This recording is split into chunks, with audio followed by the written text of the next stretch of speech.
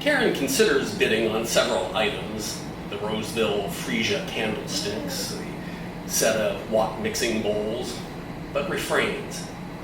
She expects spirited bidding for the vase, fears it will soar beyond the limit she declines to set. Only a few of the same hands wave cards. Sometimes a card stays off to discourage competition, sometimes it sinks in defeat. Most, it seems, are here for the vicarious transport of possession and disposition. Could be cattle, could be leaf. They munch hot dogs and crackers, sip Pepsi from styrofoam cups, and smoke and smoke and smoke. The dining room table goes, then the living room sofa, the recliner, end tables, curio cabinet, followed by various bedroom suites. Once in an antique mall, she'd called a bed frame and chest a suit, and Carl had laughed at her. Like a birthday suit?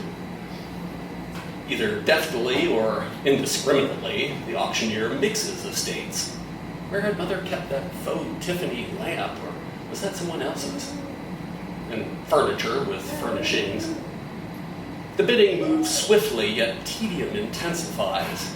9 o'clock passes. An age later, it was 10. Her throat is raw, her eyes teary. The auctioneer descends to $5 to open bids on the maple hat rack from the vestibule, and Karen notices an assistant lift the vase from its perch. Her chest clenches.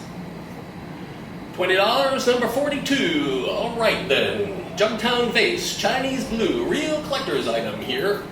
Who'll give me 100 for it? 100. Now don't be stingy. You know it won't stop at 100. 80. 80. All right, 50. A brace of hands jabs the haze at 100, about half drop. Karen will jump in with the bidding settled. 2 hands on either side of the front row contend to 200. Then the auctioneer hikes the increments to 25, and the one on the right drops. 225, now 250. 250, 250, 250, a hand to the right rear waves. 250, now 275. The auctioneer gives a hand to his right. 275, then leaves and looks left. 300, 325, 350. 375, 400, 425, 450, 475, and a hand in the front of the room drops. 450, now 475, 475, 475, 475, 475, a stocky, bearded man leaning against the wall in the back. Karen lifts her card. 450, 475, now 500. Karen glances back, sees the man leaning forward holding his card like a tour guide. He glares at her. 500, now 525. She raises her card again, keeps it there. 525, 550, 575. Panic swells. She doesn't have $600 in her checking account, and her visa is nearly maxed. Her hand wavers. But at 700, the man quits. 700, I've got you, ma'am, at 675. You can put the card down, the woman next to Karen says, regarding her with contemptuous wonder. The auctioneer leans in an arc. 700, come on, folks. It's only money. Can I get 700? 700, 700, 700, 700, 700. Karen tenses. It's hers. A hand directly across the room. 700, now 725. It is Marie. She has the eager glower of one who just succumbed to the urge to hurt. You bitch. Karen snarls, and the woman next to her draws away as if Karen had summoned the devil. The auctioneer looks at Karen. 725, 725, 725, 725, 725. Karen lifts her card. 725, now 750. 750, now 775.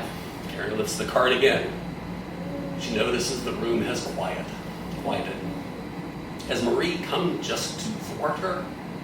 It can't be. That's a species of evil beyond Marie even. She's here to superintend. Or maybe Marie, with her tortured high-mindedness, has abided by her dictum, deciding, in effect, to buy memories of mother from her siblings. That would suit the martyr in her. 800, now 825, 825, 850, 875. Karen knows Marie will not surrender. Can I get 925, 925, 925, 950? Now 950, now 975, 975, 975, 975, 975, now 1,000. 1,000, now 1,100. Karen trades hundreds with Marie until 2,000, then quits. She cannot afford this. She is pleased that Marie must, that her spite will cost her. 2,000, now 2,100. The auctioneer quizzes Karen. She shakes her head, casts a sinister smile across the room. 2,000, now 2,100. The auctioneer looks back at the woman on the phone, who nods. 2,100. Do I hear 22? He gazes around once more, then at the woman on the phone. The room is still. 2,200, 2,200, 2,200, sold. $2,100, number 3.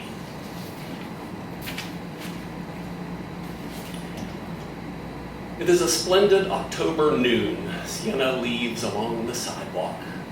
Karen sweeps debris from her front porch, plans.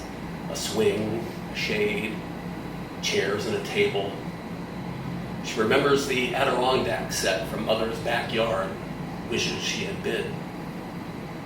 But she made the down payment on this bungalow on the white Tuscan columns and forest green porch with her share of Mother's estate.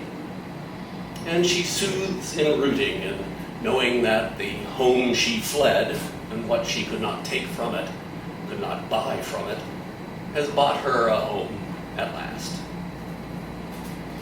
She had hoped Kevin would visit, but she was not surprised to get Martin's message the afternoon she closed on the house. Nor was she surprised Kevin abjured the wake he'd promised. She's not sure she would have gone. Neither Crumley's nor Hurley's would have suited. Best he simply left, she figures. It's what they do. It is much like the Hayes Barton Street where she grew up, except mostly level along a ridgeline.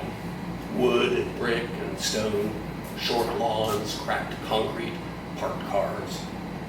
She waves at Chris and Sue, Sarah across the street.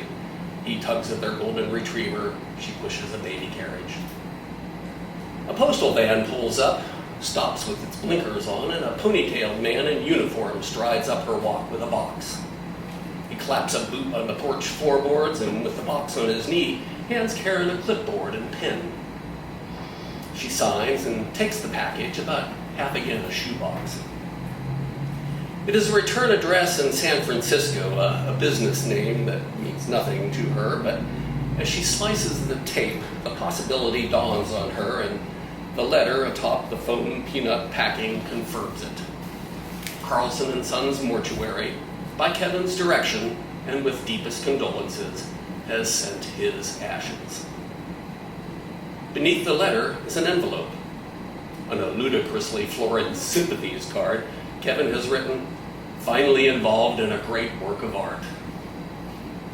She takes the box inside, sets it on the floor, and removes the Dragon Vase. Its neck is plugged with wax. Karen centers it on the mantel.